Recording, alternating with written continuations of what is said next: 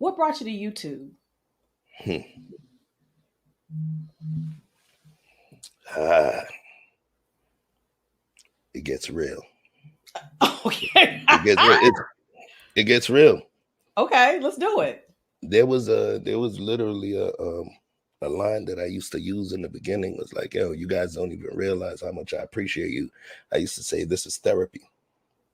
So the job that I deal with, it's a high stress level job. There's heavy quotas. It's you chasing numbers a lot. It's a high stress job. They pay well. They pay well, but it's a high stress job. And this is during the time of the most morbid time during the pandemic. People were dropping all around us. Family members, one of our co-workers. It was a lot of stress going on. I was stressed out. Eventually my director, he came to me and he was like, bro, your vibe is a little off and you're my top performer. And he said that, I see that you're being impacted by a lot of the stuff we're seeing and what's going on. He said, I want you to know that we as brothers, and it was a black man, he said, we as brothers take a lot of stress on our shoulders and we just keep going. We don't take enough of ourselves. He said, listen, if you want to take a leave, brother, I'll give you a leave. You could take 2 months, 3 months. I need you, the person that you normally are.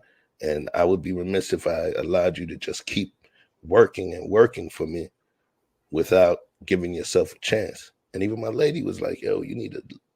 I was stressed out and I was always on go, always. And it was having an impact on me, and literally he and I, like, to the point where he got choked up, like, yo, it's okay. He had that moment. Imagine your boss's boss telling you, yo, take a break, man. It's good, man. We got you. And I took the leave. And what I did was I ended up saying, you know what?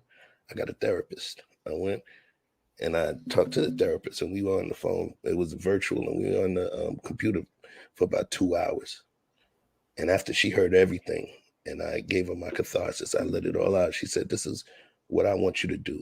This was her prognosis. She said, before we meet again, I want you to go do something. Do whatever you want to do.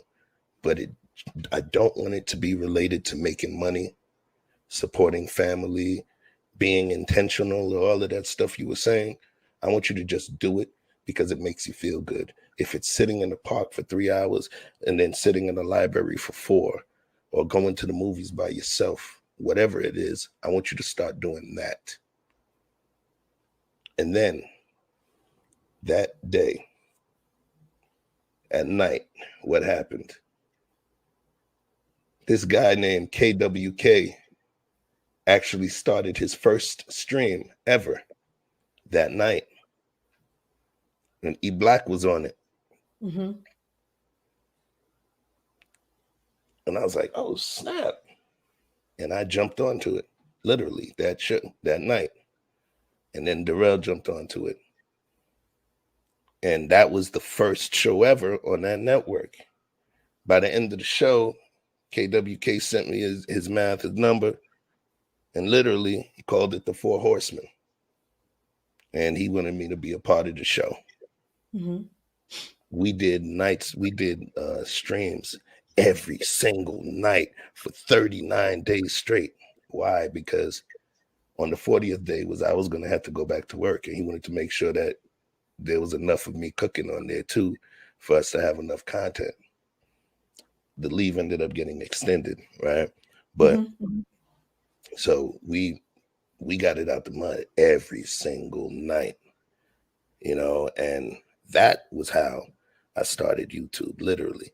I didn't do anything on my page until November 21st. I created my page in late October and didn't put anything out until November 21st. But literally, my beginnings as a content creator was helping create that particular channel. I'm not to talk about mess or anything like that, but I want to talk No, yeah, about the understand positive it. aspect because I Mm-hmm. definitely Yeah. was able to learn a lot. There's people that are out there that do a lot of pre-recorded content and uploads, which are dope, but they always say, man, I can't do those live streams. live streams is live streams are how I first got it, and it was every day. So I'm kind of glad that I was able to get the live stream situation going. You know, but Well, since it was you kind of found found YouTube through this process of basically therapy, was it able to provide you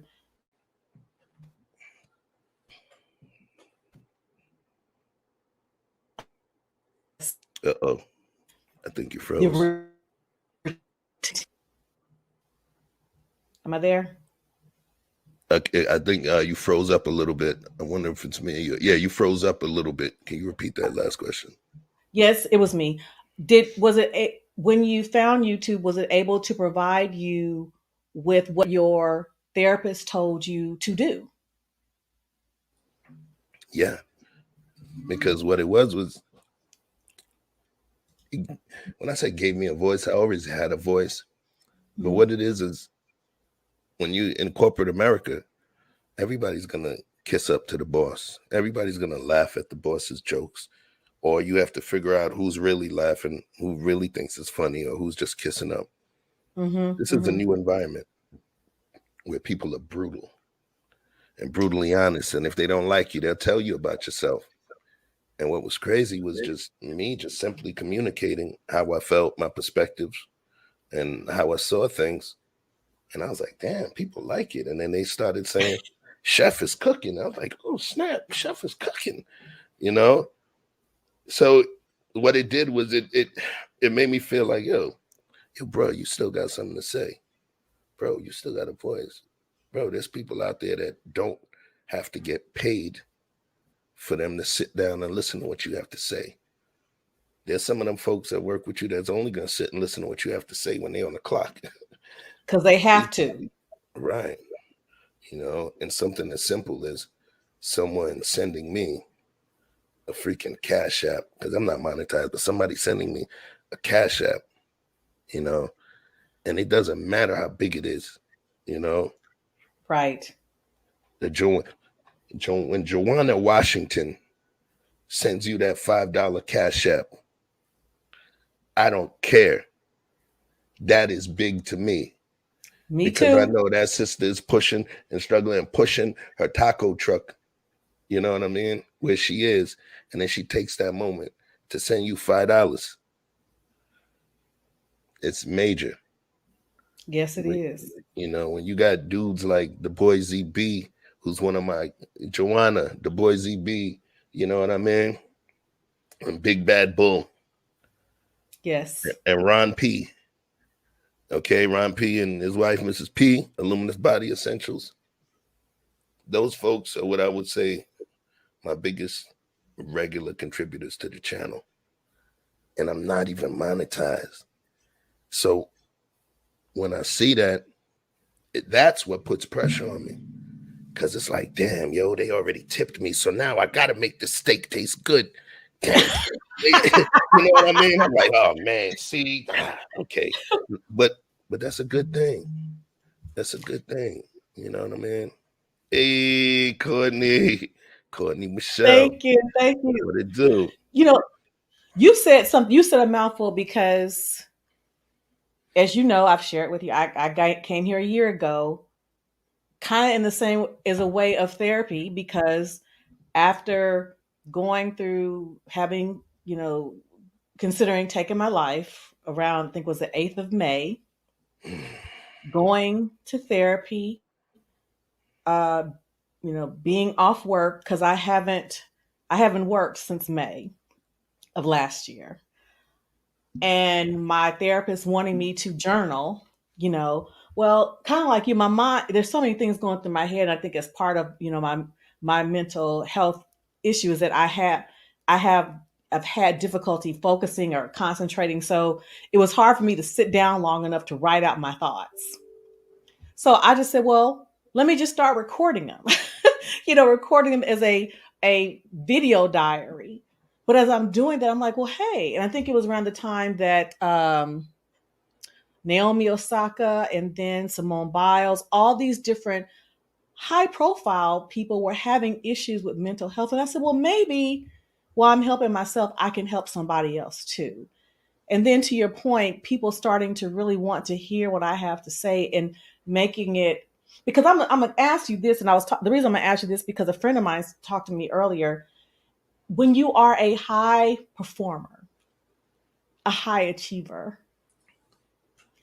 it is very difficult to say or to accept that maybe I need to take a step back because I'm not performing at this level that I'm used to performing at.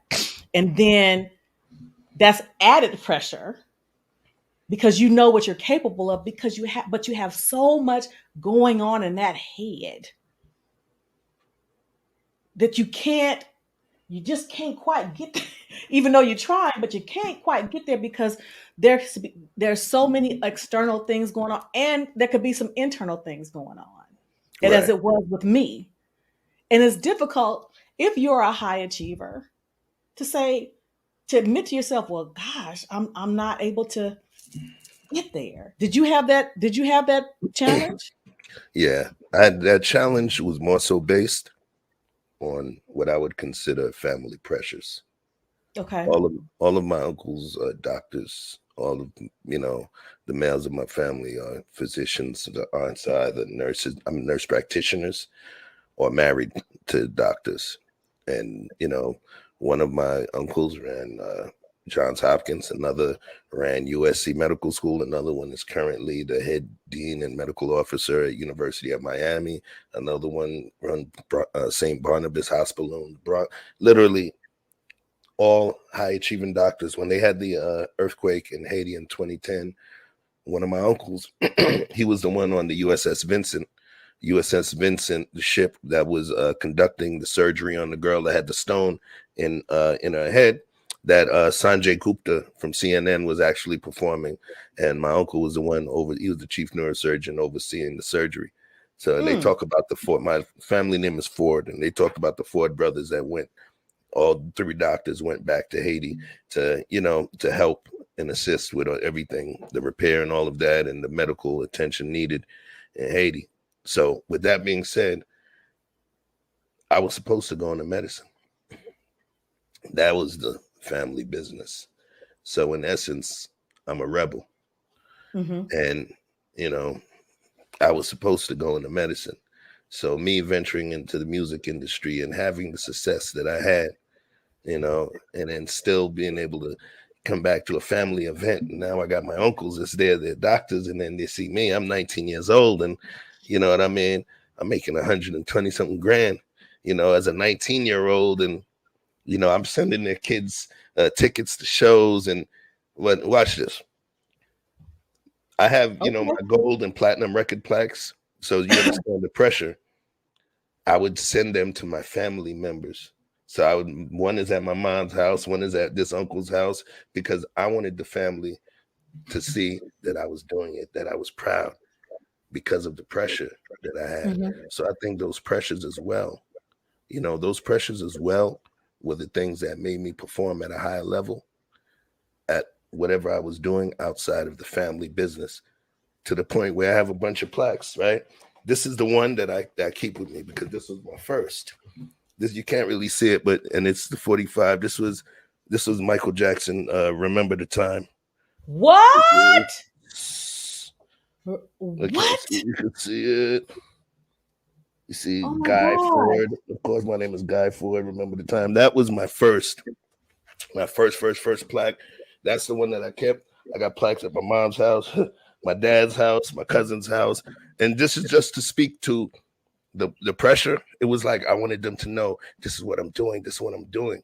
And then one of the Mm-hmm. things that hurt me the most was I was making the money and I was telling my uncles, like, yeah, see, I made it. And they're like, 100 grand is nothing, man. So it was pressure. I'm not gonna lie, it was pressure. I was the rebel. Their kids were rooting for me, but the upper generation was like, man, what the hell is this guy doing? There was one point where one of my uncles popped up in the office one day. I had an office assistant and everything, and it was weird. He came through. I took him to lunch. We hung out with one of my artists, and then the next day I was like, "Yo, that was so weird. You came through." He was like, "Man, listen, I just, your mom was worried about you. You're 19, man, and getting money. She wanted to make sure that you weren't being taken advantage of by some FAGs. That was the word he used back then. You get what I'm saying? PG, okay.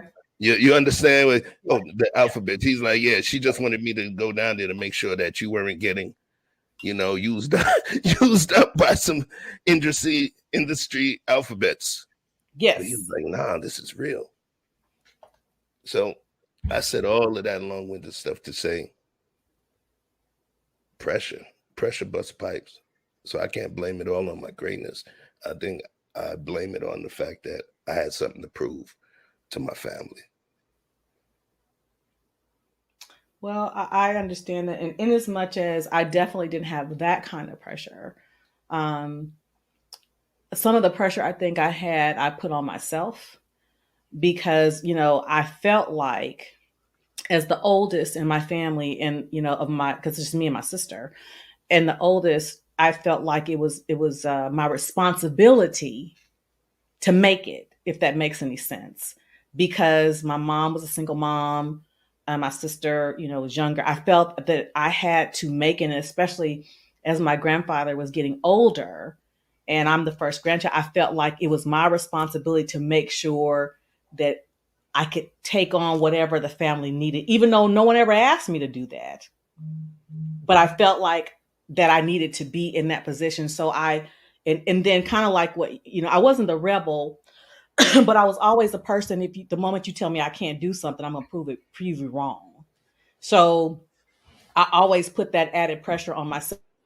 And again, when you're going back from, a teenager all the way up, and especially getting in the military as a female officer, and I'm like, oh, you say I can't? Well, we're gonna see about that. So, but again, when you do that, you always have to live up to that, or you feel that you do. And the moment that you think you can't, or you find a little crack in the, it's a lot. And I think that is one of the things that started to weigh on me last year. And as I share with you, about my domestic violence situation, that really I think was the tipping point of my mental health break, if you will, that I couldn't quite reach the level of excellence that I was before that. And because I couldn't quite meet it, I kept putting added pressure on myself because I couldn't do it. So I got to a breaking point, and that breaking point was last May when I considered, walking out in traffic. You know, but I'm grateful that I didn't. And I talk about this because May is Mental Health Awareness Month. And millions of people suffer from it, whether they're formally diagnosed or not. They suffer from it. So I think even as a man, being able to talk about what you were dealing with, and again, you kept, plugging in, and thank God your manager saw something because he knew what you was capable of and said something's not quite right here, and that he cared enough about you to, tap you on the shoulder. Hey, I noticed something, because there are some people that'll just wear you down. They don't give a damn, as you know this. Without question. So it's being able to appreciate that as well. But I want to just kind of not really push back. Okay. I just want to do a perspective back. Okay. A lot of times when you have a want to do a certain thing and it doesn't happen the way that you want it to happen, or you start to get that feeling, it wasn't necessarily supposed to happen the first time or third time. Maybe it was something supposed to happen the eighth or ninth time, right? But here's the kicker. It's the stuff that you learned on the fourth, fifth, sixth, and seventh try which are going to be the things that actually change the whole trajectory of your thinking and how you approach life. Because after the fourth try is where you start to build that callus, build that gumption, build that understanding of failure, and knowing, okay, I took that punch, so I know how to take a punch. The fifth try is going to give you something else that you were supposed to learn that was pivotal enough. So in terms of you not getting to where you needed to go, sometimes it was that thing you wanted being pulled further away from you that gave you more gasoline to go further to it. And what happens is you appreciate it much more. It's we in terms of we get wins. You get wins. Wins give you the adrenaline. It's the dopamine. It's a drug. You feel numb. You feel high. You feel drunk with the happiness. Right. But when you take a L, the beginning of L is a lesson. You're Work. learning. You burn your hand on the stove. You're gonna remember that, ain't you? You get what I'm saying? And I think that some of the parts where we commandeer our destiny and our purpose is through those failures, understanding our strengths and inherent, Achilles heels. And those are the things, those L's that you take because man, I ain't never finna do that again. Nah, man, that hurt. I'm not letting that happen. Ain't nobody finna do that to me.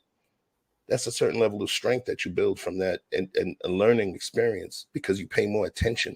You lose money. You had a bad situation. You're going to look at every little step that you took like, damn, if I would have just stayed my ass at home. Oh, man, if I didn't say this, down to the millisecond. Yep. Learning is the lesson. You get me? You ever end up being in a situation where you're like, damn it, I spent all this money. Now you're going to think about every spare nickel that you wasted for the last week or so because you're down to no money. That's the lesson. Every single person that owe you $1 since 1978, you're going to remember that. So I think it's about being able to appreciate those lessons or what they call those universal ass whippings.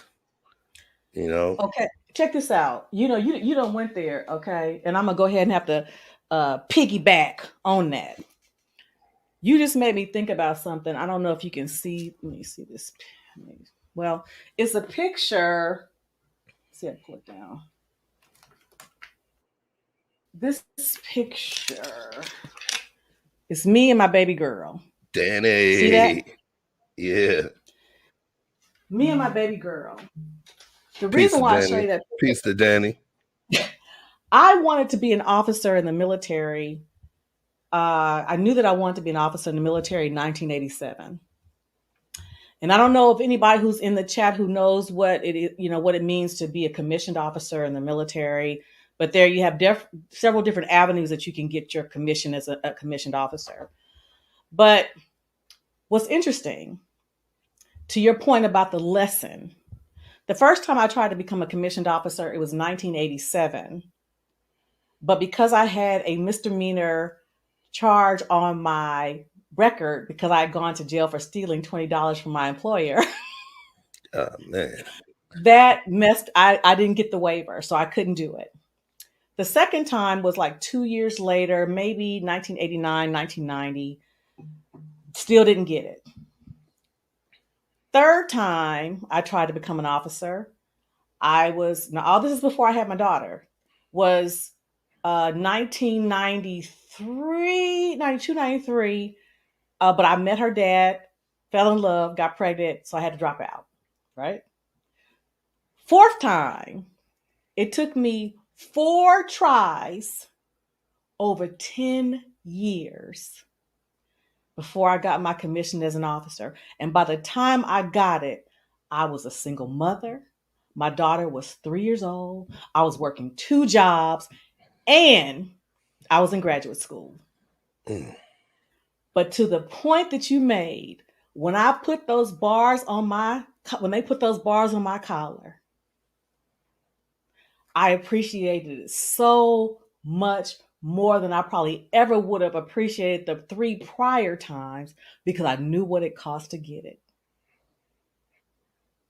That's dope. I mean, so you literally sang that same song with your voice. Exactly. Like that's the thing that I'm talking about. And then you fully understand sometimes that failure, it's a humanizing thing. Mm-hmm. It's a humanizing thing. It brings you down to speed. Failure is important. Failure is one of the things that grounds us. Failure is one of the things that shows our mortality. Side note, back in the 90s, Kanye, people used to say, yo, people want to know, why are you so arrogant? Why are you so arrogant? I don't understand. He was so lucid enough to say, I don't know. You know what I think it is? It's the fact that every single thing that I say I'm going to do, I end up doing. And I don't know. It's just, I believe myself. So what's happened is, in everything, remember, you don't have all the answers, Sway. And he ended up being right and Sway was wrong. That creates a certain level of not dementia, but psychosis, because I'm a human being. I'm a human being with every single thing I say I'm going to do. Even years before I meet this woman named Kim, I tell people I'm going to marry her and have children with her before she even knows me. And it happens. I'm going to be a billionaire. I'm going to be so pivotal in terms of fashion, all of these different things. But what we did not get to see was the humanizing failure. And unfortunately, that took place with the loss of, Dr. West, Dr. Donda West, rest in peace. And then you started to see things somehow unravel. And I would never wish failure on a brother.